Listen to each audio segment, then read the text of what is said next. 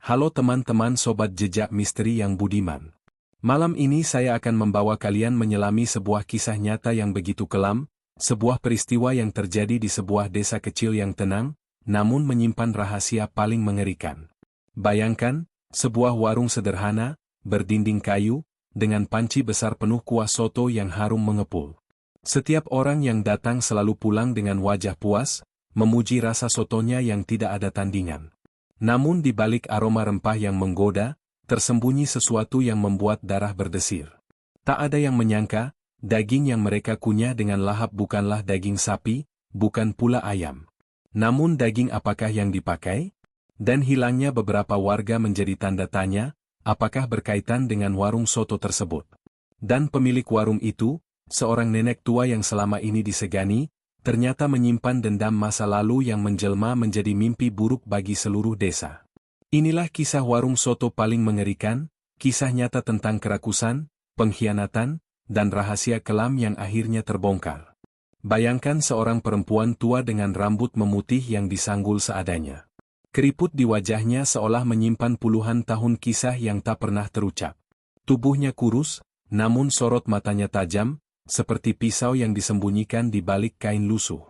Itulah Bu Nur, pemilik warung soto yang selama bertahun-tahun dipuja sebagai pahlawan perut warga desa Rawa Gading.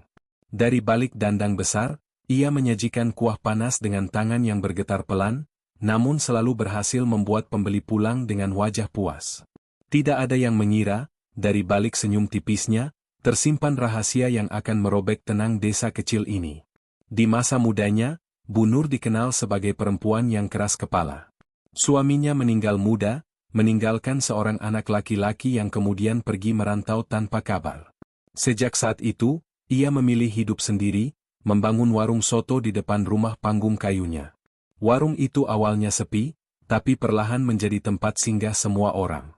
Pekerja sawah, pedagang keliling, hingga anak sekolah yang menukar recehan untuk semangkuk kuah hangat. Desa memandangnya sebagai sosok ibu, meski ia jarang bicara tentang dirinya. Namun ada yang ganjil. Bu Nur tidak pernah terlihat ke pasar membeli daging. Para pedagang daging di pasar kecamatan hampir tidak mengenalnya. Ketika ditanya, ia selalu menjawab singkat, sudah ada langganan yang mengantar. Orang percaya saja, karena soto tetap tersedia setiap hari. Bahkan di saat harga daging melambung tinggi, warung Bu Nur tetap menjual dengan harga murah. Seolah ia memiliki sumber yang tak habis-habis. Sejak beberapa bulan terakhir, sering terdengar suara berisik dari dapur Bu Nur pada tengah malam. Suara seretan benda berat, kadang diikuti jeritan samar yang cepat menghilang. Tapi karena warungnya dianggap berjasa, orang memilih diam. Mereka lebih suka menikmati soto hangat di siang hari daripada mempertanyakan suara seram di malam hari. Diam yang akhirnya menjadi dosa bersama. Ada pula seorang anak kecil yang bercerita polos kepada ibunya.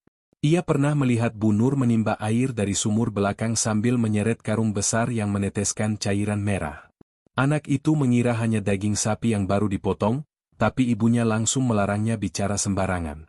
Cerita itu terkubur bersama waktu, hingga kini muncul kembali dengan makna yang lebih mengerikan. Dari arsip desa, polisi menemukan catatan lama. Suami Bu Nur meninggal dengan luka misterius. Kabarnya ia jatuh di ladang, tapi beberapa saksi melihat luka sayatan di tubuhnya. Anehnya, kasus itu tidak pernah diselidiki lebih jauh. Setelah itu, anak laki-lakinya pergi tanpa jejak. Orang bilang ia merantau ke Jawa, tapi tidak pernah ada kabar, tidak ada surat, tidak ada telepon. Nama anak itu lenyap, seolah ditelan bumi. Semua orang percaya ia memang meninggalkan ibunya. Namun sekarang, setelah tengkorak itu ditemukan, pertanyaan baru muncul. Benarkah ia pergi, atau justru tidak pernah keluar dari desa ini? Polisi mencoba menggali lebih dalam. Mereka menanyai Bu Nur tentang keberadaan anaknya. Dengan suara serak, ia menjawab, anak saya sudah lama pergi, tidak pernah kembali. Tidak ada kesedihan di wajahnya, hanya datar. Seakan kalimat itu hanyalah bagian dari naskah yang sudah dihafal. Tidak ada tangis, tidak ada air mata seorang ibu. Hanya keheningan yang dingin. Desa semakin tegang.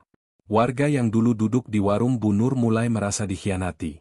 Mereka bertanya-tanya apakah mulut mereka pernah menyentuh sesuatu yang seharusnya tidak dimakan manusia.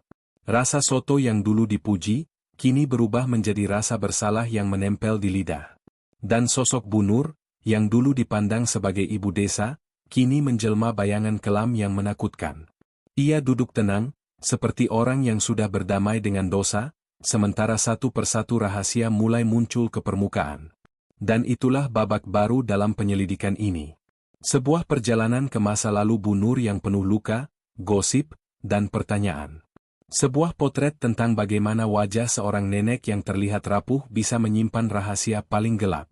Sebuah wajah yang menatap dunia dengan tenang, sementara di balik itu tersimpan sesuatu yang membuat bulu kuduk berdiri. Seorang anak muda berusia 23 tahun, pulang dari perantauan dengan senyum penuh harapan. Wajahnya masih segar, kulitnya legam terbakar matahari kota, dan tangannya penuh bekas kerja kasar. Ia bernama Arif, satu-satunya anak laki-laki dari pasangan sederhana di Rawa Gading. Setelah bertahun-tahun bekerja sebagai kuli bangunan di kota besar, ia memutuskan pulang. Orang tuanya menunggu dengan harapan, teman-teman lama menanti cerita, dan desa menyambutnya dengan sukacita. Tapi siapa sangka, dalam waktu singkat, nama Arif akan berubah dari kabar bahagia menjadi kabar duka yang membungkam semua suara. Hari itu, Arif terlihat terakhir kali di warung soto Bu Nur. Ia duduk di bangku paling pojok, wajahnya letih, namun senyumnya lebar. Ia memesan satu mangkuk soto, tambahan kerupuk, dan segelas teh manis hangat. Beberapa orang masih mengingatnya dengan jelas. Ia bercanda dengan seorang bapak tua di meja sebelah, ia menanyakan kabar tentang sawah yang gagal panen, ia bahkan sempat berkata bahwa warung itu membuatnya rindu masa kecil. Semua tampak biasa, tidak ada yang janggal. Namun setelah malam itu, Arif tak pernah terlihat lagi. Keluarganya gelisah. Ibunya menangis berhari-hari, berlari dari rumah ke rumah mencari kabar. Ayahnya menelusuri jalan desa, memanggil nama Arif di setiap sudut, berharap anaknya muncul dengan alasan sederhana. Teman-teman Arif mulai curiga, karena ponselnya tidak aktif, motornya tertinggal di rumah, dan tak ada tanda-tanda ia pergi jauh. Laporan orang hilang pun diajukan ke kantor polisi kecamatan. Awalnya polisi menganggap ini hal biasa, mungkin pemuda itu pergi tanpa pamit. Tapi desakan warga yang resah membuat mereka mulai menyelidiki lebih serius. Aku mendatangi rumah keluarga Arif. Udara di dalam rumah terasa berat. Ibunya duduk di tikar sambil memeluk baju terakhir yang dikenakan Arif. Matanya bengkak, suaranya parau. Ia bercerita dengan terbata-bata bahwa malam sebelum menghilang, Arif pamit hanya untuk ronda sebentar. Ia bahkan membawa senter kecil dan jaket tipis. Tidak ada tanda-tanda aneh, kecuali satu hal. Ia sempat berkata ingin singgah sebentar ke warung Bu Nur untuk makan malam. Kalimat sederhana yang kini terdengar seperti pesan terakhir. Tetangga rumah, seorang pria setengah baya, menambahkan cerita lain. Ia melihat Arif keluar dari warung Bu Nur sekitar pukul 9 malam. Wajahnya terlihat tenang, ia bahkan sempat melambaikan tangan. Tapi yang aneh, arah yang ia tuju bukan jalan pulang, melainkan gang kecil menuju kebun pisang di belakang warung. Setelah itu, tidak ada yang melihatnya lagi. Jejak Arif berhenti di sana, di jalan tanah sempit yang sepi, diapit pohon pisang yang menjulang gelap. Tempat yang kini menjadi titik paling mencurigakan di desa. Beberapa anak muda yang mencari jejak menemukan kain sobek di semak dekat kebun. Warnanya sama dengan jaket Arif. Ada bercak kecoklatan yang sudah mengering. Mereka menyerahkan temuan itu kepada polisi. Awalnya polisi masih ragu untuk menghubungkannya langsung dengan hilangnya Arif. Tapi satu demi satu bukti kecil mulai menyeret pandangan mereka ke arah warung soto. Setiap langkah mengarah ke sana, ke dapur yang dipenuhi bau rempah, dan ke sosok nenek yang selalu tenang dalam diamnya. Rumor pun beredar cepat. Sebagian warga percaya Arif diculik orang luar. Sebagian lain berbisik bahwa ia menjadi korban Bu Nur. Semakin hari, bisikan itu makin keras, seperti doa jahat yang merambat di telinga setiap orang. Anak-anak kecil dilarang lewat di depan warung, para istri melarang suami mereka makan di sana. Namun tetap ada orang yang datang, karena lapar selalu lebih kuat daripada rasa takut. Soto tetap laris, meski disajikan di bawah bayangan cerita yang menakutkan. Aku menuliskan semua itu dengan perasaan bergetar. Dalam catatan kecilku, aku menulis kalimat yang tak ingin kutulis. Hilangnya Arif bukan sekadar kehilangan seorang anak, tapi juga hilangnya rasa aman seluruh desa. Dan di balik hilangnya seorang pemuda sederhana, terbentang jalan panjang menuju rahasia paling kelam. Sebuah jalan yang akan membawa kita pada kebenaran, betapa semangkuk soto bisa menyembunyikan kisah darah dan duka. Malam sunyi di desa Rawagading, lampu jalan redup menyala, angin hanya menggerakkan dedaunan pisang di belakang rumah-rumah kayu. Dalam kesunyian itu, bisikan mulai menyebar, pelan tapi menusuk. Bisikan tentang warung soto yang tidak pernah kehabisan daging, tentang bau aneh yang kadang keluar dari parit belakang, dan tentang orang-orang yang hilang tanpa kabar setelah terakhir terlihat di sana. Semua bisikan itu menjadi bara kecil yang mulai membakar rasa ingin tahu warga desa. Kecurigaan pertama muncul dari seorang guru sekolah dasar bernama Pak Ridwan. Ia adalah pelanggan setia warung Bu Nur. Namun suatu siang, saat ia makan bersama rekannya, ia memperhatikan sesuatu yang janggal. Daging di mangkuknya berbeda. Potongannya tidak seperti daging sapi, tidak pula ayam. Seratnya lebih halus, warnanya sedikit pucat, dan teksturnya begitu lembut hingga mudah hancur di mulut. Pak Ridwan menaruh sendoknya, menatap Bu Nur yang sibuk di dapur, lalu berbisik kepada rekannya. Daging ini, katanya, bukan daging biasa. Bisikan itu semakin kuat ketika Murni, seorang janda tukang jahit, menghilang tanpa jejak. Ia dikenal rajin dan tidak pernah pergi jam. Malam sebelum hilang, ia membawa kain pesanan menuju rumah seorang pelanggan.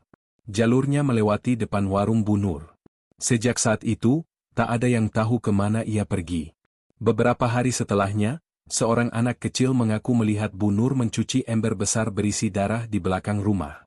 Anak itu bercerita polos kepada ibunya, tapi sang ibu hanya menutup mulut anaknya dengan ketakutan. "Jangan bicara sembarangan," katanya. Semakin hari, cerita itu makin menumpuk. Orang mulai mengingat kembali hal-hal yang dulu mereka abaikan. Suara seretan benda berat di tengah malam, tirai dapur yang selalu tertutup rapat, dan karung hitam yang pernah terlihat diangkat ke dalam oleh seorang lelaki muda yang tak dikenal. Dulu, semua itu dianggap biasa, karena warung soto memang sibuk. Tapi kini, semua tanda-tanda itu tampak seperti potongan teka-teki yang menyusun gambar menyeramkan. Aku mencoba menanyakan hal itu kepada beberapa warga. Sebagian menolak bicara, wajah mereka tegang seakan ketakutan. Sebagian lagi berbisik pelan, meminta agar namanya tidak disebut. Satu di antaranya adalah nenek tua yang rumahnya tepat di samping warung. Ia mengaku sering mencium bau anyir bercampur rempah dari arah dapur. Bau itu berbeda dengan bau masakan biasa, lebih menusuk, lebih membuat mual. Ia juga bercerita bahwa setiap kali ada orang hilang, warung Bu Nur justru semakin ramai, seakan ada kaitan yang tidak bisa dijelaskan. Polisi desa mulai mendengar keluhan warga. Mereka tidak bisa menutup mata, meski awalnya ragu. Kasus orang hilang mungkin bisa dianggap kebetulan, tapi jika selalu ada jejak yang mengarah ke satu tempat, maka itu tidak lagi kebetulan. Polisi pun memutuskan untuk mengawasi warung Bu Nur dari jauh. 2 orang petugas berpakaian biasa duduk di warung beberapa malam berturut-turut, berpura-pura menjadi pelanggan. Mereka memperhatikan siapa saja yang datang, apa yang disajikan, dan apa yang terjadi setelah warung tutup. Suatu malam, salah satu petugas mengaku mendengar suara yang membuat bulu kuduknya berdiri. Setelah warung tutup dan lampu padam, terdengar suara seretan benda berat dari dalam dapur, lalu bunyi ketukan logam berulang-ulang. Suara itu tidak seperti orang membersihkan alat masak. Suaranya lebih lambat, lebih berat, seakan ada sesuatu yang dipotong dengan tenaga penuh. Petugas itu mencatat semuanya, namun masih belum memiliki bukti. Di saat desa mulai resah, Bu Nur tetap menjalankan warungnya dengan wajah datar. Tidak ada perubahan, tidak ada tanda panik. Ia menyapa pelanggan dengan sopan, menaruh mangkuk soto di meja dengan tangan gemetar yang biasa, dan mengucapkan terima kasih seperti hari-hari sebelumnya. Justru ketenangan itu yang membuat orang semakin curiga. Seolah ia tahu sesuatu yang orang lain tidak tahu, sesuatu yang membuatnya tak tergoyahkan meski desanya mulai bergejolak. Kecurigaan pun menjelma menjadi ketakutan kolektif. Warga yang dulu memuji kini mulai berhenti datang. Kursi warung yang biasanya penuh, perlahan kosong. Hanya orang-orang luar desa yang masih berani makan, tidak tahu apa yang sebenarnya terjadi.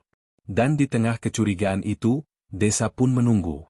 Menunggu satu kejadian besar yang akan membuktikan apakah semua bisikan itu hanya gosip, atau justru kebenaran paling mengerikan yang pernah mereka hadapi. Pagi yang biasanya hangat dengan suara ayam berkokok, kini digantikan deru mobil patroli tua yang masuk ke jalan tanah desa Rawa Gading. 4 polisi turun dengan wajah tegang, 2 di antaranya berpakaian lengkap dengan senjata di pinggang, sementara yang lain membawa map tipis berisi laporan orang hilang. Desa mendadak hening, orang-orang yang tadinya sibuk di ladang berhenti bekerja, menatap ke arah warung soto Dunur yang menjadi pusat perhatian. Garis halus kecurigaan yang selama ini hanya berupa bisikan, kini berubah menjadi garis resmi penyelidikan. Polisi tidak langsung menggerebek. Mereka tahu, tanpa bukti jelas, kasus ini bisa berubah menjadi fitnah. Langkah pertama mereka adalah mengumpulkan keterangan dari warga. Satu persatu dipanggil ke pos ronda. Seorang bapak tua mengaku melihat Arif malam itu menuju warung soto. Seorang anak kecil mengatakan ia mendengar suara tangisan samar dari arah dapur warung. Seorang ibu bercerita bahwa ia pernah mencium bau aneh yang membuatnya muntah ketika melewati gang belakang. Semua cerita itu dicatat, disusun menjadi potongan puzzle yang mulai membentuk gambaran. Hari berikutnya, polisi mulai melakukan pengintaian. 2 petugas berpakaian sipil duduk di warung, memesan soto, berpura-pura sebagai pelanggan biasa. Mereka memperhatikan setiap gerakan Bu Nur. Tatapannya datar, tangannya cekatan, dan mulutnya jarang berbicara. Namun ada hal kecil yang membuat bulu kuduk mereka berdiri. Saat memotong daging, Bu Nur tidak pernah menatap papan potong. Matanya justru menatap ke arah pintu, seakan memastikan tidak ada yang masuk. Gerakannya otomatis, dingin, seperti sudah terlalu sering dilakukan. Pengintaian tidak hanya di siang hari. Malam-malam berikutnya, 2 polisi lainnya bersembunyi di balik kebun pisang yang gelap, menunggu apa yang terjadi setelah warung tutup. Dari kejauhan, mereka melihat cahaya lampu dapur masih menyala. Suara seretan terdengar jelas.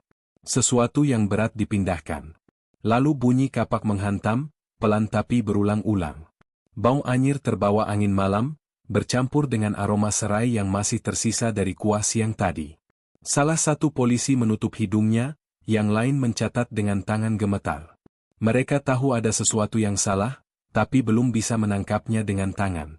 Kecurigaan semakin menguat ketika laporan orang hilang terus bertambah. Setelah Arif dan Murni, kini giliran Pak Supri, seorang pemulung tua.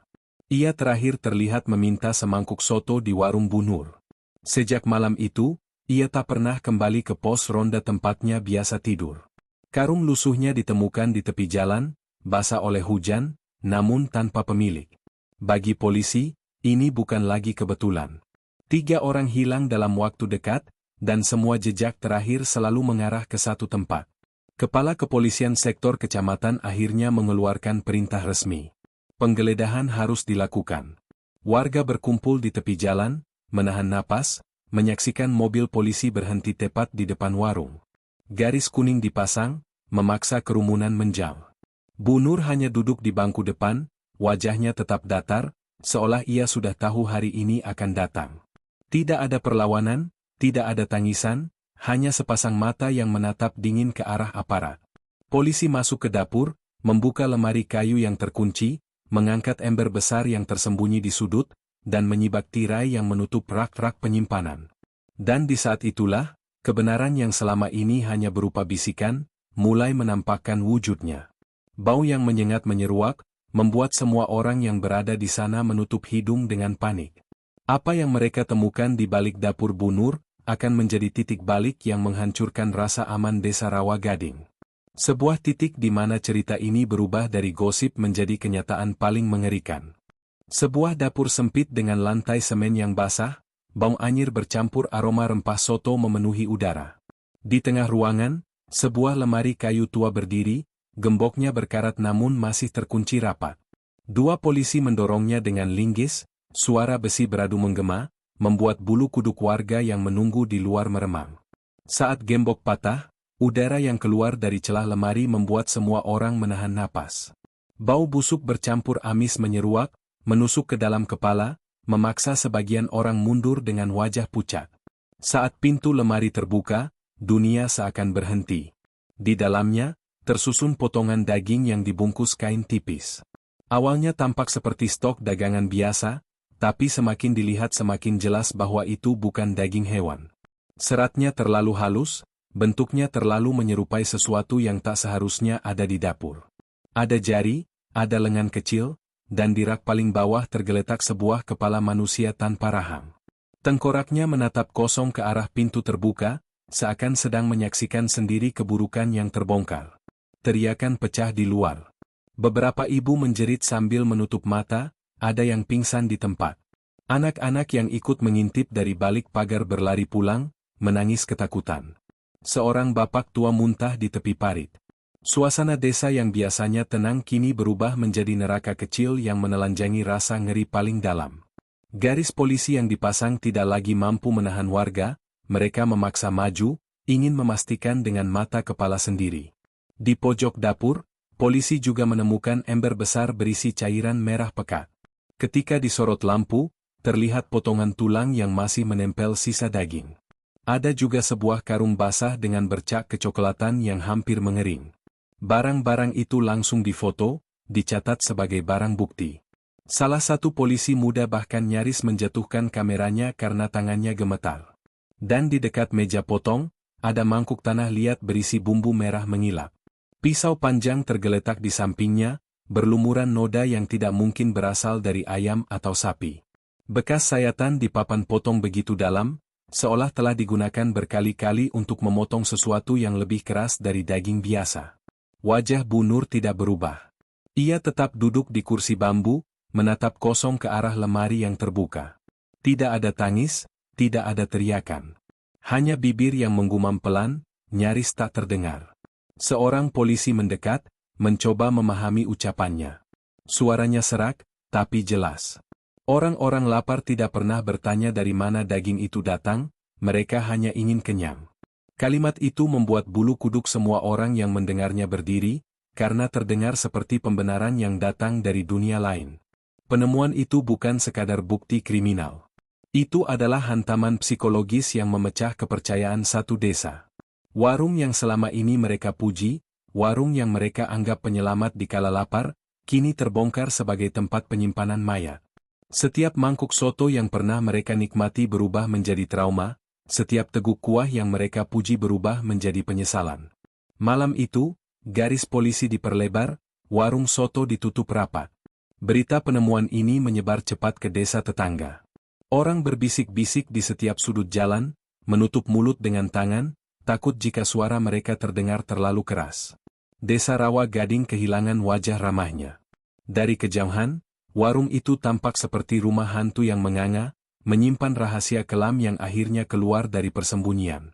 Dan itulah awal dari teror yang lebih besar. Karena dari potongan-potongan tubuh yang ditemukan di lemari kayu itu, penyelidikan akan merambah lebih jauh, menyingkap bukan hanya satu korban, tapi mungkin lebih banyak lagi. Sebuah babak baru telah dimulai, dan desa ini tidak akan pernah sama lagi. Sebuah ruangan yang dipenuhi hening, hanya terdengar dengus napas panik para polisi. Sorot lampu senter menyorot isi lemari kayu yang baru saja terbuka. Di rak paling bawah, sebuah tengkorak manusia tergeletak begitu saja, tanpa rahang, dengan rongga mata yang hitam menganga. Cahaya lampu membuatnya tampak hidup, seakan sedang menatap semua orang yang ada di sana. Seketika, udara dalam dapur menjadi semakin berat, seperti ada tangan tak kasat mata yang mencekik leher setiap orang yang melihat. Seorang polisi muda tidak kuat, ia melangkah mundur, menutup mulut dengan tangan, matanya memerah. Fotografer yang bertugas memotret hanya sempat mengambil 2 gambar sebelum tangannya gemetar hebat. Seorang warga yang nekat menyelinap ke belakang langsung berteriak histeris dan harus ditenangkan. Tengkorak itu bukan sekadar barang bukti. Ia menjadi simbol bahwa semua cerita orang hilang bukan lagi gosip. Ia nyata, ada di depan mata, dan kini menjadi saksi bisu dari tragedi yang tersembunyi di balik semangkuk soto. Di meja dapur, polisi menemukan noda darah yang menempel seperti bayangan lama yang tak pernah hilang meski sudah dicuci berkali-kali. Bekas sayatan di papan potong kayu begitu dalam, seolah telah mengiris daging keras berkali-kali. Pisau panjang dengan gagang kayu tergeletak di samping, masih meneteskan cairan merah yang sudah mengering. Pemandangan itu membuat semua orang terdiam, lalu perlahan menunduk, seakan takut bertemu tatapan kosong tengkorak di bawah lemari. Suasana desa pecah. Dari luar, warga berteriak marah. Ada yang menuntut Bu Nur segera dihakimi di tempat, ada yang menangis menyesali karena selama ini mereka makan di warungnya. Seorang ibu berlari pulang sambil muntah-muntah, anak kecil meraung di pangkuan neneknya, dan para bapak berusaha menenangkan tapi wajah mereka sendiri pucat ketakutan. Garis polisi yang dipasang tidak lagi sekadar tali, melainkan benteng tipis yang menahan amukan massa. Aku berdiri di sudut dapur, menatap tengkorak itu lama. Pikiranku melayang pada Arif, pemuda yang hilang, pada Murni si janda tukang jahit, pada Pak Supri si pemulung. Apakah salah satu dari mereka kini terbaring di rak lemari ini? Apakah daging yang pernah kucicipi di mangkuk kemarin adalah bagian dari tubuh mereka? Rasa mual naik ke tenggorokan, tapi lebih dari itu, ada rasa bersalah yang menempel di dada. Polisi akhirnya membawa keluar tengkorak itu, dibungkus dalam kain putih tipis. Warga berdesakan ingin melihat, sebagian langsung lemas saat kain terbuka sedikit memperlihatkan bagian tulang kepala. Suara jeritan bercampur dengan doa, menciptakan suasana yang kacau. Bu Nur tetap duduk di kursi bambunya, tatapannya kosong, wajahnya dingin. Tidak ada air mata, tidak ada protes, tidak ada rasa bersalah. Hanya bibir yang tersenyum tipis, senyum yang membuat seluruh tubuhku merinding. Malam itu, untuk pertama kalinya, Desa Rawa Gading benar-benar kehilangan tidur. Lampu rumah menyala hingga pagi, orang-orang berkumpul dalam kelompok kecil, membicarakan apa yang mereka lihat. Tidak ada yang bisa percaya bahwa warung soto yang selama ini mereka cintai ternyata menyimpan neraka di balik dinding bambunya. Tengkorak di meja dapur itu menjadi titik balik. Bukti yang tak bisa disangkal, bahwa rahasia paling gelap kini sudah terungkap sebagian. Namun di balik rasa takut, ada satu pertanyaan besar yang belum terjawab. Jika tengkorak ini hanyalah satu dari sekian korban, berapa banyak lagi yang sudah lenyap? Dan apakah desa ini siap menerima kebenaran penuh yang akan segera muncul saat penyelidikan digali lebih dalam? Sebuah desa kecil yang biasanya penuh tawa anak-anak, kini berubah menjadi tempat sunyi yang dipenuhi wajah pucat. Setiap pintu rumah tertutup rapat, jendela hanya terbuka sedikit untuk mengintip jalan, dan obrolan warga berubah menjadi bisikan ketakutan. Sejak tengkorak ditemukan di dapur Bu Nur, Desa Rawa Gading tidak lagi sama. Semua orang merasa telah dikhianati, semua merasa menjadi korban meski tak ada luka di tubuh mereka. Para pelanggan setia warung soto kini diliputi rasa jijik dan trauma. Seorang ibu muda mengaku tidak bisa berhenti muntah setelah menyadari ia pernah membeli soto untuk anak-anaknya.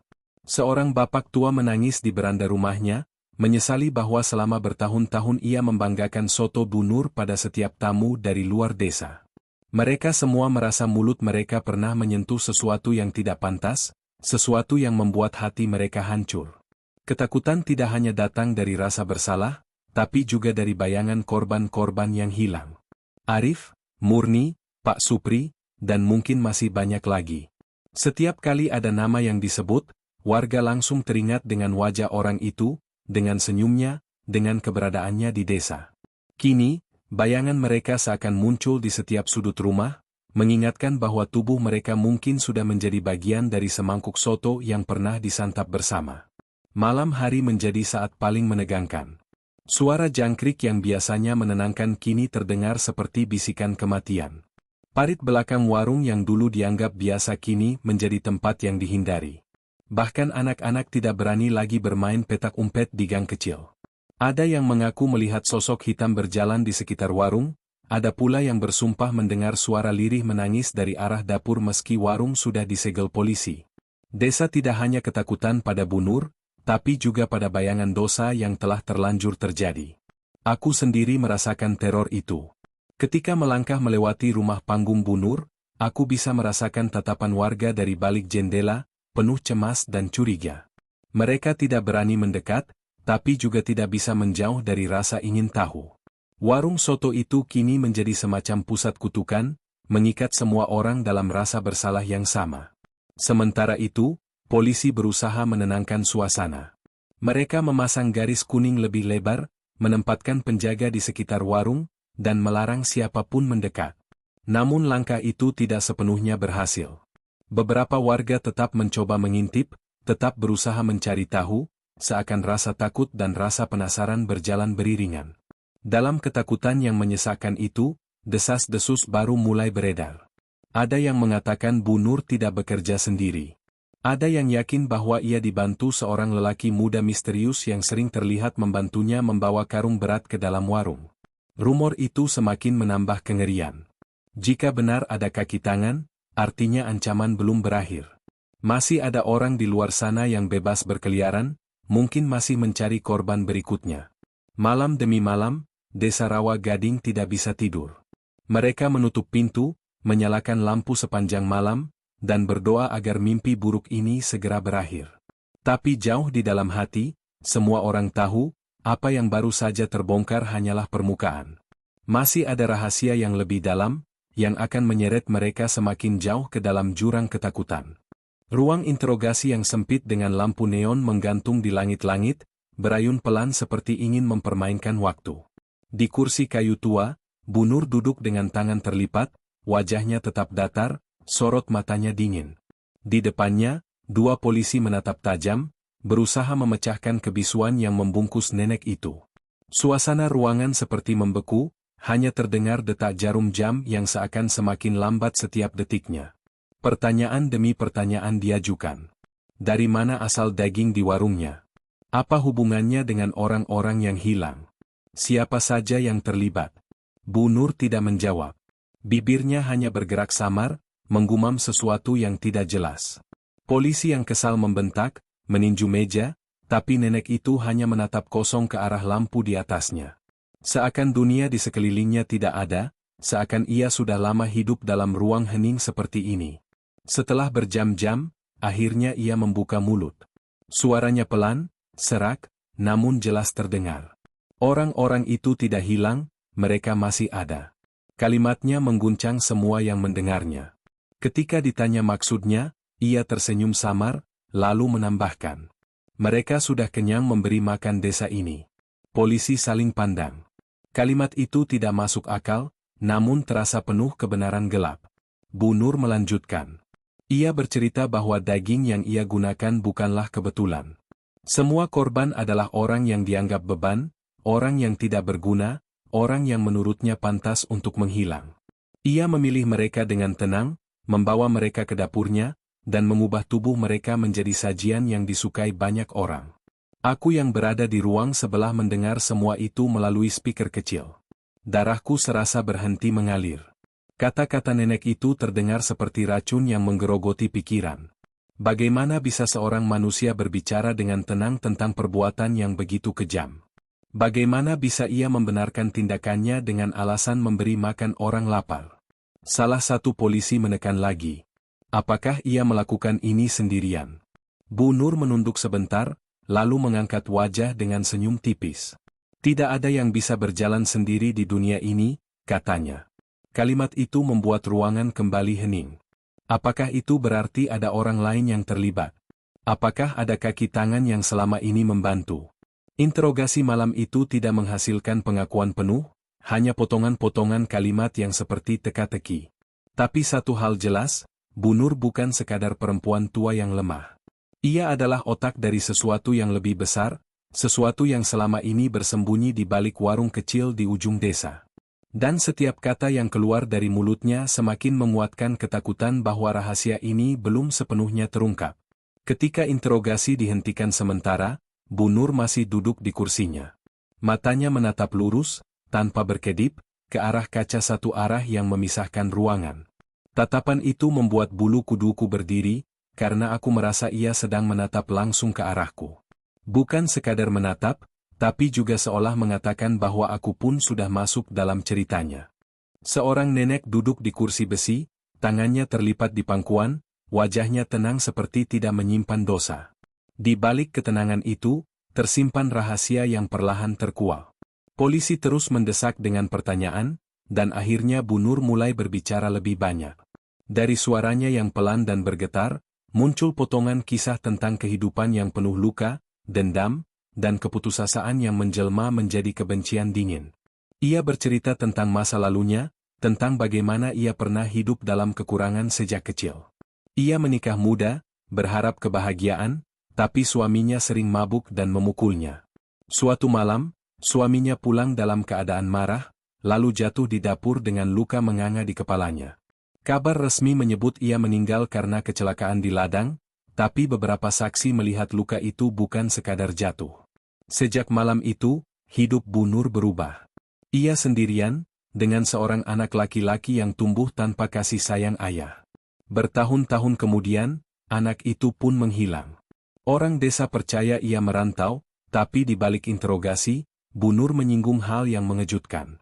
Anak itu dianggap durhaka, membangkang, dan lebih memilih meninggalkan ibunya. Ia berbicara dengan nada getir, seolah luka itu belum sembuh. Polisi mendesak, apakah anak itu benar-benar pergi? Bu Nur hanya tersenyum samar, dan menjawab, semua orang pada akhirnya kembali ke rumah. Perlahan, motif dari kejahatan ini terungkap. Semua korban bukan dipilih secara acak. Mereka adalah orang-orang yang dianggap Bu Nur tidak layak hidup, orang yang menurutnya tidak akan dirindukan. Pengangguran, perantau gagal, pemulung, atau musuh lama yang pernah menyakitinya. Ia menganggap dirinya sedang menyingkirkan beban dari desa, sekaligus menjadikan tubuh mereka sebagai bahan dagangan yang menguntungkan. Uang memang bukan alasan utama, tapi keserakahan tetap ada di sana. Dengan menjual soto murah yang lezat, warungnya selalu ramai. Semakin banyak korban, semakin banyak stok daging, semakin laris pula dagangannya. Bu Nur menganggap dirinya berjasa, memberi makan orang lapar, membuat desa tetap hidup, meski harga yang dibayar adalah nyawa manusia. Ia berkata tenang, orang lapar hanya tahu rasa kenyang, tidak peduli apa yang mereka telan. Aku mendengar rekaman interogasi itu dengan perasaan bercampur. Ada sisi manusia yang terluka oleh kehidupan, ditinggal, dikhianati. Tapi luka itu berubah menjadi jurang hitam yang menelan akal sehat. Ia tidak mencari pertolongan, ia memilih jalan paling gelap. Dan dari sana, lahirlah kejahatan yang tidak hanya membunuh tubuh, tapi juga membunuh jiwa satu desa. Malam itu, setelah pengakuan setengah hati itu keluar, suasana desa semakin mencekam. Warga merasa takut, tapi juga marah. Sebagian menuntut Bu Nur segera dihukum, sebagian lagi menolak percaya, masih berharap semua ini hanya salah paham. Namun di balik semua itu, aku tahu satu hal. Motif gelap ini belum sepenuhnya terbongkar. Masih ada lapisan rahasia yang lebih dalam, yang belum terucap.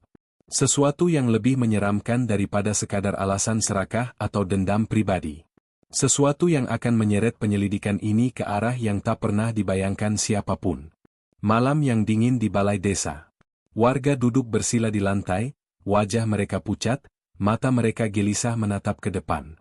Polisi memanggil satu persatu saksi untuk dimintai keterangan. Setiap kesaksian yang keluar terdengar seperti pecahan kaca, melukai telinga siapa saja yang mendengarnya. Dan semakin lama, semakin jelas bahwa warung soto Bu Nur bukan hanya tempat makan, melainkan panggung bagi tragedi yang selama ini disembunyikan. Seorang lelaki tua, penjaga malam di pasar, bercerita dengan suara bergetar. Ia pernah melihat Bu Nur keluar tengah malam, membawa karung besar yang basah. Karung itu diangkat dengan susah payah bersama seorang pemuda kurus yang tidak dikenal warga. Arah mereka menuju kebun pisang di belakang rumah, tempat yang selama ini dianggap angker. Ia ingin melaporkan, tapi lidahnya keluh karena tatapan Bu Nur yang tajam menembus gelap.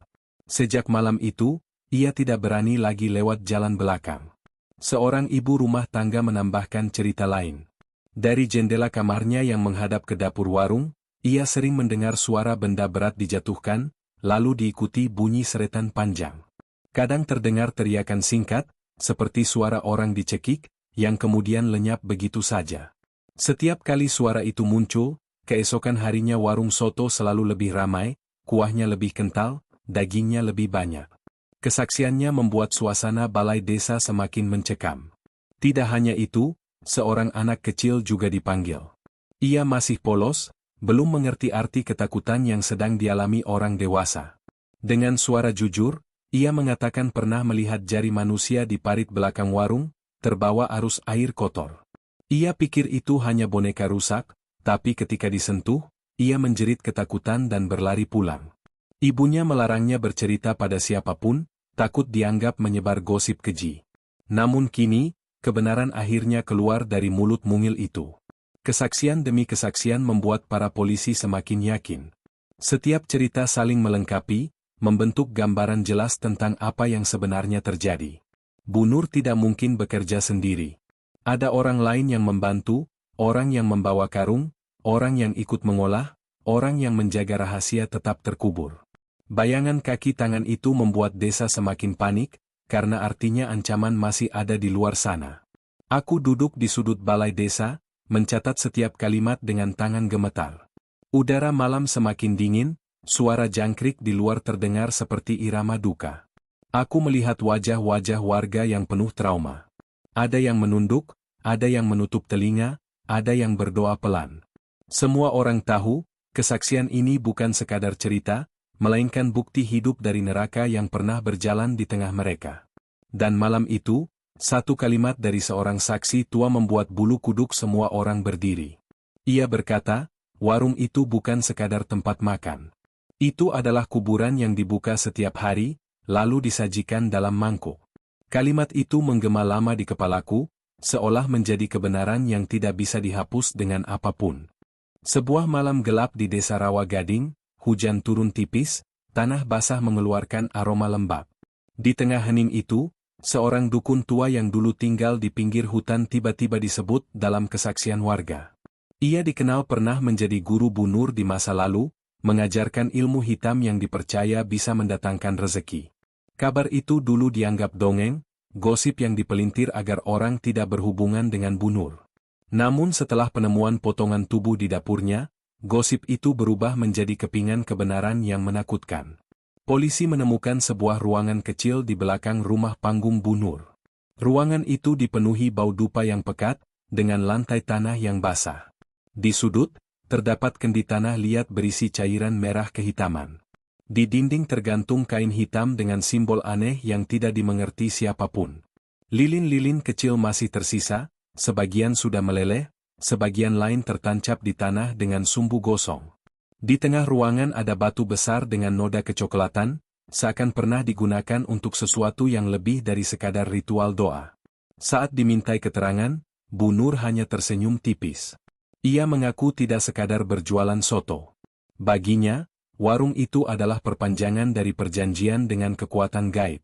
Ia bercerita bahwa sejak suaminya meninggal, ia mencari jalan agar tidak tenggelam dalam kemiskinan.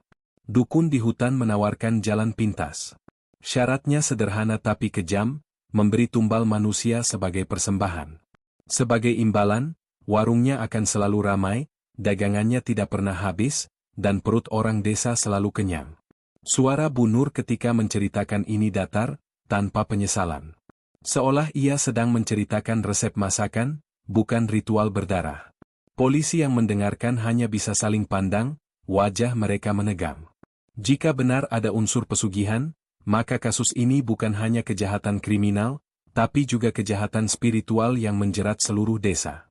Warga desa semakin resah. Beberapa orang mengaku pernah melihat Bu Nur berjalan ke arah hutan pada malam-malam tertentu, membawa sesajen dalam karung. Ada pula yang bersumpah mendengar suara gamelan samar dari dalam rumahnya, padahal tidak ada alat musik di sana. Semua tanda-tanda itu, yang dulu dianggap tahayul, kini terasa nyata. Seolah desa ini sudah lama berada dalam bayang-bayang kutukan. Aku sendiri menyaksikan benda-benda yang ditemukan polisi. Aroma dupa bercampur dengan bau anyir membuat kepalaku pusing.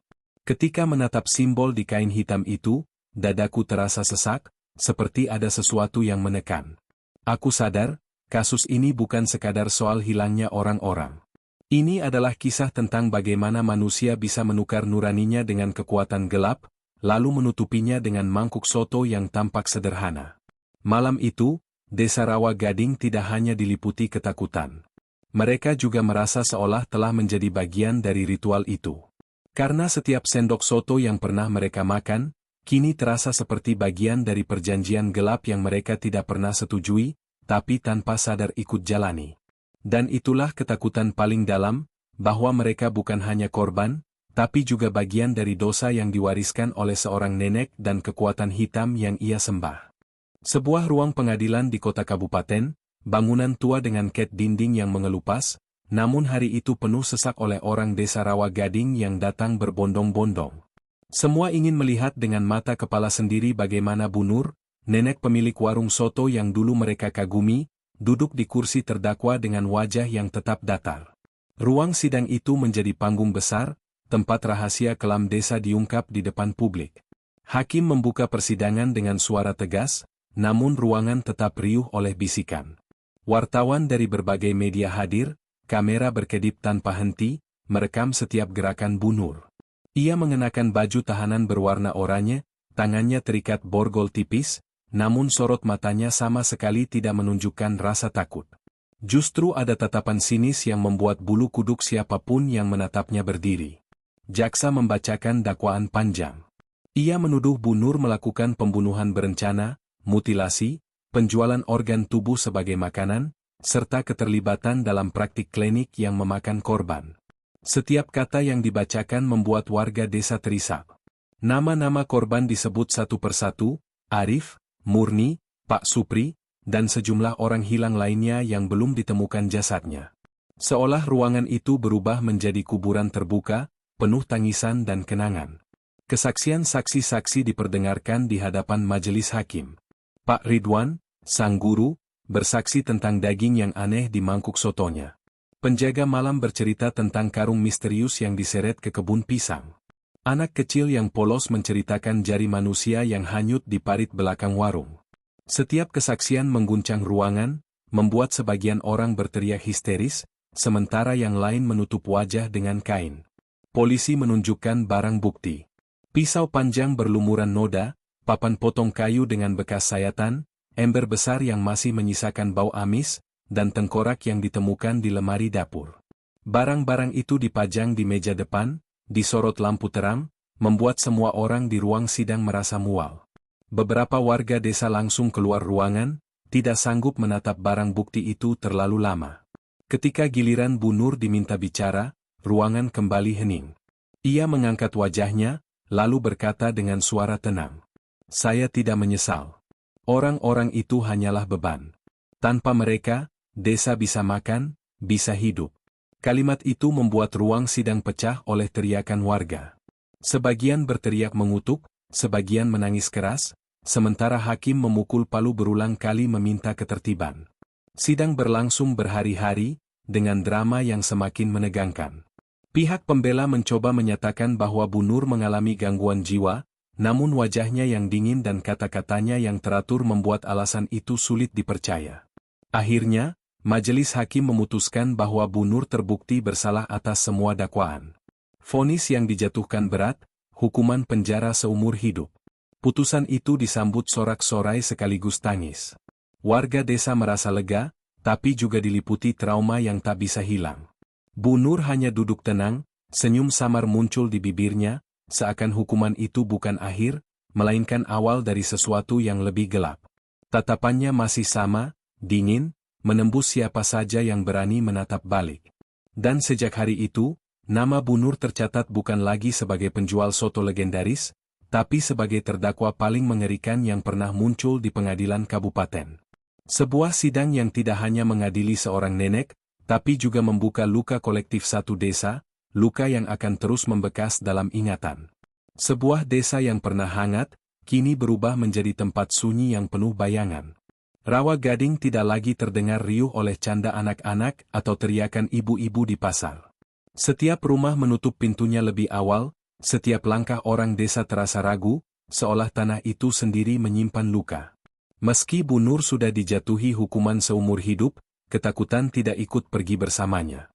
Trauma terbesar ada pada mereka yang pernah duduk di bangku warung soto itu. Ada ibu yang mengaku tidak sanggup lagi memasak daging untuk keluarganya. Ada bapak tua yang setiap kali mencium aroma kuah soto, tubuhnya gemetar hebat hingga keringat dingin bercucuran. Bahkan anak-anak pun sering terbangun di malam hari, menangis karena bermimpi disuapi daging yang berteriak dari dalam mulut mereka. Rasa bersalah menempel di setiap lidah, rasa jijik yang tak bisa dihapus meski sudah berkali-kali dimuntahkan. Sebuah sumur di belakang rumah Bu Nur kini dikosongkan dan ditutup permanen. Warga yakin dari situlah sebagian korban dibuang sebelum akhirnya dipotong-potong di dapur. Setiap kali melewati sumur itu, orang-orang menunduk, menghindari tatapan satu sama lain. Kebun pisang di belakang rumah juga ditinggalkan. Pohon-pohon tumbuh liar tanpa ada yang berani menebang, seakan tanah itu menyimpan suara jeritan yang enggan padam. Aku kembali ke desa beberapa minggu setelah sidang berakhir. Wajah warga masih sama pucatnya, mata mereka masih menyimpan ketakutan. Mereka menyambutku dengan hati-hati, seolah setiap orang asing bisa membawa kabar buruk baru. Di warung kopi, beberapa bapak duduk dalam diam, hanya sesekali menghela napas panjang. Ketika kuajak bicara tentang kasus Bu Nur, mereka menolak menjawab, hanya menggeleng dengan wajah muram. Rudi, ketua RT, akhirnya bicara pelan. Katanya, desa ini mungkin butuh bertahun-tahun untuk pulih. Ia sendiri masih sering mendengar tangisan di malam hari dari arah rumah kosong Bu Nur. Apakah itu suara nyata atau hanya bayangan pikiran, ia tidak tahu. Tapi setiap kali mendengarnya, ia merasakan dorongan untuk menutup telinga dan berdoa lebih keras. Rumah panggung Bu Nur kini dibiarkan kosong, pintunya terkunci dengan papan kayu. Namun warga mengaku sering melihat cahaya lampu redup di dalamnya, padahal tidak ada aliran listrik lagi. Ada juga yang mengatakan mencium aroma soto mendadak tercium di tengah malam, kuat dan tajam, membuat orang teringat pada masa lalu yang ingin mereka lupakan. Trauma itu tidak hanya merusak rasa aman, tapi juga merusak hubungan antar warga. Mereka saling curiga, takut ada yang diam-diam terlibat, takut ada kaki tangan Bu Nur yang masih bebas berkeliaran. Kepercayaan yang dulu menjadi pondasi desa kini retak, menyisakan jurang lebar di antara mereka. Dan aku, yang kembali menuliskan kisah ini, merasakan beban berat di dada. Bukan hanya karena menyaksikan kengerian dengan mata kepala sendiri, tapi juga karena melihat bagaimana sebuah desa hancur oleh satu orang. Seorang nenek yang mengubah dapurnya menjadi tempat kematian, dan mengubah mangkuk sotonya menjadi sumber trauma kolektif. Trauma yang akan melekat seperti bayangan gelap di setiap sudut Rawa Gading. Sebuah bangunan kosong di ujung desa, papan kayu lapuk dan dinding bambunya mulai ditelan lumut. Itulah warung soto Bu Nur, kini tinggal kenangan yang menyisakan luka. Pintunya dipaku rapat dengan balok, jendela kaca pecah, dan di dalamnya hanya ada kegelapan. Namun bagi warga Rawa Gading, bayangan warung itu tetap hidup di kepala mereka. Setiap kali melintas, mereka seakan masih mendengar suara sendok beradu dengan mangkuk, aroma kuah panas yang dulu mereka puji, dan tatapan datar seorang nenek yang pernah mereka panggil dengan hormat. Tragedi ini meninggalkan pesan yang lebih dalam dari sekadar kisah kriminal.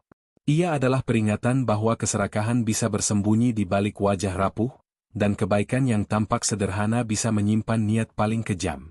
Bu Nur tidak sekadar menjual soto, ia menjual ilusi kenyamanan, menukar nyawa dengan rasa kenyang, dan membungkus dosa dengan kuah beraroma rempah.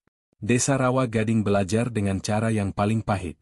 Mereka belajar bahwa diam bisa menjadi dosa, karena setiap bisikan kecurigaan yang diabaikan hanya memberi ruang bagi kejahatan untuk tumbuh. Mereka belajar bahwa kepercayaan buta bisa menghancurkan, karena rasa hormat yang berlebihan kepada satu orang membuat mereka menutup mata dari tanda-tanda yang jelas. Rumah kosong itu kini disebut-sebut sebagai tempat angker. Anak-anak dilarang bermain di dekatnya, orang dewasa memilih berbelok jalan daripada melewati depannya. Malam-malam tertentu, ada yang mengaku mendengar suara panci beradu, ada pula yang mencium aroma soto yang muncul entah dari mana. Apakah itu sekadar bayangan trauma atau benar-benar sisa jejak klinik yang dulu dipuja Bu Nur? Tak ada yang berani memastikan. Aku menutup catatan terakhirku di desa itu dengan perasaan berat. Apa yang terjadi di warung soto Bu Nur adalah gambaran betapa rapuhnya manusia ketika dikuasai rasa lapar, baik lapar akan makanan maupun lapar akan kekuasaan. Dan betapa mudahnya seseorang tergelincir ketika memilih jalan pintas yang gelap. Pesan dari tragedi ini sederhana, namun keras, tidak ada kebaikan yang lahir dari darah. Tidak ada rezeki yang tumbuh dari penderitaan orang lain. Dan siapapun yang mencoba menukar nurani dengan keserakahan, pada akhirnya hanya akan meninggalkan warisan trauma yang lebih panjang daripada hidupnya sendiri. Desa Rawa Gading mungkin perlahan akan melanjutkan hidup. Sawah tetap ditanam, anak-anak tetap bersekolah, dan pasar tetap ramai. Tapi di balik semua itu, ada luka yang tidak akan pernah hilang. Sebuah luka yang akan terus berbisik di setiap mangkuk soto yang mereka cicipi, bahwa di balik rasa gurih, ada sejarah kelam yang pernah menelan nyawa manusia. Sebuah tragedi yang kini menjadi legenda gelap, pengingat bahwa tidak semua yang terasa enak selalu datang dari kebaikan. Kisah warung soto Dunur di Desa Rawa Gading bukan sekadar cerita tentang kejahatan. Ia adalah cermin gelap tentang bagaimana manusia bisa terperosok ke jurang paling dalam ketika hati dikuasai dendam, keserakahan, dan rayuan klinik. Sebuah warung kecil yang dulu dianggap penyelamat perut, ternyata menyimpan rahasia paling keji, menjadikan tubuh manusia sebagai bahan dagangan. Dari tragedi ini kita belajar, bahwa kejahatan tidak selalu datang dengan wajah garang. Kadang ia bersembunyi di balik senyum seorang nenek, di balik semangkuk makanan hangat, di balik kebaikan yang pura-pura. Rawa Gading akan selalu mengingat, bahwa satu warung bisa mengubah desa menjadi kuburan sunyi, dan satu perempuan bisa merenggut rasa aman dari ratusan orang. Cerita ini berakhir di sini, tapi bekasnya akan terus hidup. Ia menjadi pengingat bagi kita semua, untuk tidak menutup mata pada hal-hal kecil yang janggal, untuk berani bertanya ketika sesuatu terasa salah, dan untuk tidak pernah membiarkan keserakahan menguasai nurani. Karena pada akhirnya, kebenaran mungkin datang terlambat, tapi ia selalu menemukan jalan untuk terungkap. Dan ketika ia terbuka, seperti di Desa Rawa Gading, luka itu tidak hanya mengoyak korban, tapi juga seluruh jiwa yang pernah percaya pada sebuah mangkuk soto. Jangan lupa untuk dukung channel ini dengan menekan tombol like, subscribe, dan bagikan kisah ini agar semakin banyak orang yang belajar dari tragedi kelam ini.